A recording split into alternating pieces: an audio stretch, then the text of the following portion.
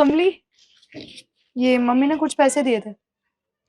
Him साहब, ये तो यूपीएससी की बुक्स है ना। आप लोग भी यूपीएससी की तैयारी कर रहे हैं और कौन सी कोचिंग में जाते हैं? ये जो आप लोगों की सोसाइटी के बाहर है, ये तो काफी एक्सपेंसिव है ना। तुम्हें कैसे पता कि ये यूपीएससी की बुक्स है? मैं भी यूपीएससी की तैयारी कर रही हूँ, इसलिए मुझे पता है। मेरा भी बहुत मन था कि ये जो बाहर कोचिंग है ना, इसमें मैं भी एडमिशन लूँ, पर इसकी फीस ना बहुत ज़्यादा है, बहुत एक्सपेंसिव है और मेरे पास इतने पैसे तो नहीं होते। पर मैंने ना अपने नोट्स खुद बना लिए हैं और मुझे ना पूरा भरोसा है कि आप लोगों के और मेरे नोट्स ना बिल्कुल मैच करते होंगे, बिल्कुल सिमिलर होंगे। अच्छा, तो तुम भी यूपीएससी की तैयारी कर रही हो? तुम्हें फुल फॉर्म भी पता है? हाँ ना, मुझे पता है, यूनियन पब्लिक। वो रहने दो, हमें अच्छे से पता है कि गूगल से रट के जो फुल फॉर्म बता रही हो ना, इससे कुछ नहीं होने वाला है। और फुल फॉर्म जान लेने से पूरी यूपीएससी नहीं क्लियर कर लोगी तुम। तुम्हें पता भी कितनी मेहनत लगती है इसमें। और तुम जैसे लोग जो गाड़ी साफ करती है सोसाइटी में, यूपीएससी क्लियर करने के सपने देख रही है। तो शर्म करनी चाहिए। बात बताओ, तुम्हारे दिमाग में भी कैसे आ गया कि तुम यूपीएससी का एग्जाम क्लियर कर सकती हो? हेम साहब, आप कैसी बातें कर रही हैं? मुझे ना कहीं से भी नहीं लगता कि आप लोग यूपीएससी की तैयारी कर रहे हैं, क्योंकि अगर आप लोग यूपीएससी की तैयारी करते ना, तो आप लोगों के अंदर ना मैनर्स नाम की चीज होती है कि सामने वाले से कैसे बात करते हैं। लेकिन आप लोगों को तो बात करने ही नहीं आती है और आप लोग यूपीएससी क्लियर करेंगे। अरे आप लोगों को किसी से बात तक करने नहीं आती है, आप लोगों के प्रॉब्लम्स को क्या सॉल्व करेंगे? सुन, तेरा ना ज्ञान लेने के लिए हम यहाँ पे नहीं खड़े हुए हैं। और नहीं है, तुम जैसे लोगों से ना ऐसे ही बात की जाती है, तो हमारे में नहीं है मैनर्स। तुम्हारी औकात है ना, उतनी ही बात करनी चाहिए, आई समझ। पर शायद तुम अपनी औकात भूल गई हो। यूपीएससी की फुल फॉर्म क्या याद कर ली तो पूरा यूपीएससी आ गया इसको। बकवास कर रही है यहाँ पर खड़े होकर।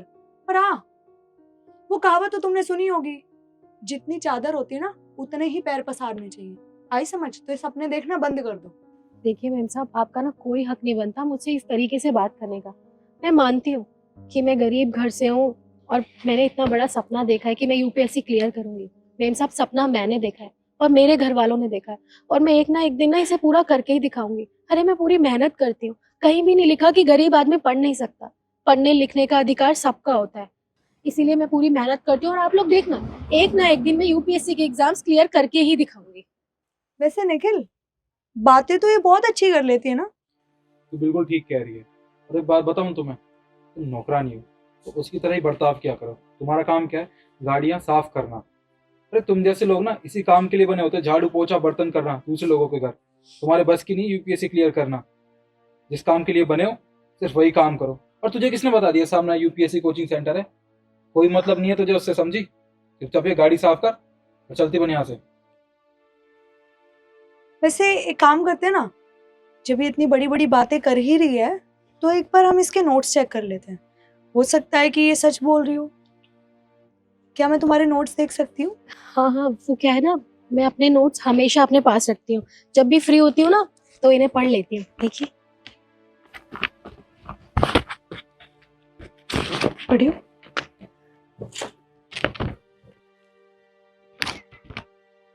नोट्स तो तुम्हारे काफी अच्छे हैं, पर ये नोट्स ना तुम्हारे लिए नहीं बने, ना ही तुम इनके लिए बनी हो, आई समझ। ये क्या किया आपने? चल निकल।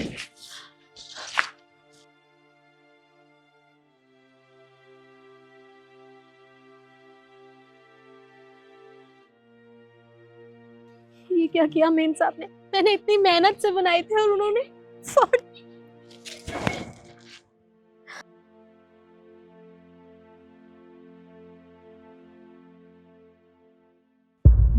रिद्धि, तू देख रही है ये जितनी भी ज़मीन है ना, सारी मैंने अपने पापा के नाम करवा दी है। और हाँ, मैं सोच रहा हूँ ना कि यहाँ पे एक 5 स्टार होटल खोल लूँ। ये देखना कितने सारे घर बने हुए हैं यहाँ पे, कोठियाँ बनी हुई है और सामने सोसाइटी बनी हुई है। यहाँ और भी सोसाइटीज़ बनने वाली हैं और यहाँ के लोग ना इसी होटल में आएंगे। तुझे पता भी है, जिस जमीन को तूने अपने पापा के नाम कराया है, वो जमीन इलीगल है। और जो इस एरिया की एसडीएम है ना, वो तुझे छोड़ेगी नहीं। बहुत ईमानदार है अपनी चीजों को लेकर।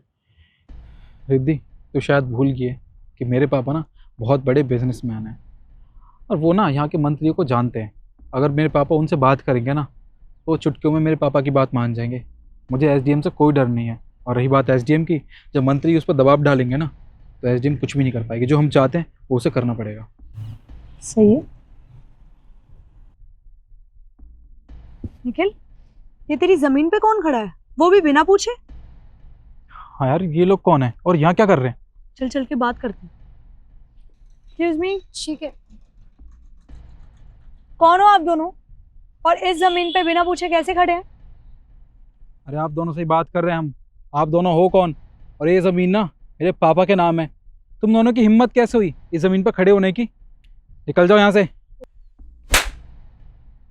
बात करने की तमीज नहीं है क्या? तुझे पता भी है तू किससे बात कर रहा है? ये हमारी मैडम है, यहाँ की जिला अधिकारी। समझा तू? तो तमीज में बात कर। ये जिला अधिकारी है। निखिल, मुझे ऐसा क्यों लग रहा है कि इसको हमने देखा हुआ है कहीं पे, कहीं तो देखा है। मुझे भी लग रहा है। रिद्धि, ये तो वो है ना जो हमारी सोसाइटी में वो झाड़ू पोछे का काम करती थी। ये SDM. Kamli, I mean ma'am, आप एसडीएम कैसे, मतलब? हाँ, मैं जिला अधिकारी बन गई हूँ। अच्छा हुआ तुम्हें मैं याद तो हूँ, लेकिन तुम लोग बिल्कुल नहीं बदले हो। जैसे पहले थे बिल्कुल वैसे के वैसे ही बदतमीज हो। वैसे एक बात बताओ, यूपीएससी की तैयारी तो आप लोग भी कर रहे थे और वो महंगे कोचिंग में भी पढ़ते थे, तो क्या हुआ? नहीं मैम, हमारा एग्जाम क्लियर नहीं हो पाया। वो तो मुझे पता ही था, और तुम लोगों का एग्जाम क्लियर होना भी नहीं था, क्योंकि जो यूपीएससी की तैयारी कर रहा है ना, उसे बात करने की तमीज होती है। उसे पता होता है कि सामने वाले से कैसे बात की जा सकती है, लेकिन ना ही तुम्हारे अंदर मैनर्स है और ना ही तुम्हें पता है कि सामने वाले से किस तरीके से बात करनी है।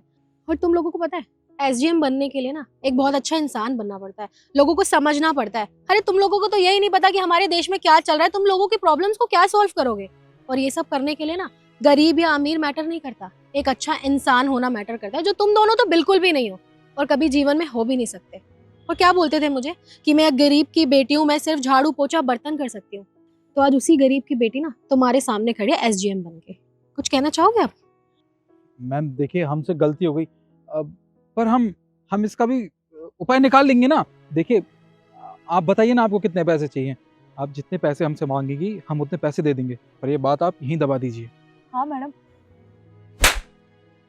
शर्म नहीं आती तुम्हें? मुझे तुम पैसों की रिश्वत दे रहे हो? अरे शर्म करो। एक केस तुम लोगों पे ना ऑलरेडी चल रहा है, क्योंकि गवर्नमेंट ने ना 3 बार तुम्हें नोटिस भिजवा चुका है, और जो तुमने ये मेरे साथ किया है ना, इसका तुम पे एक्स्ट्रा चार्ज लगेगा। तो अब तुम एक काम करो, निकलो यहाँ से।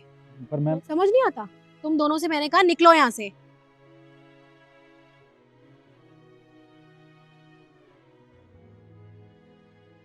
जितनी जल्दी हो सके यहाँ पे काम स्टार्ट करवाओ। यस मैम, आप चलिए।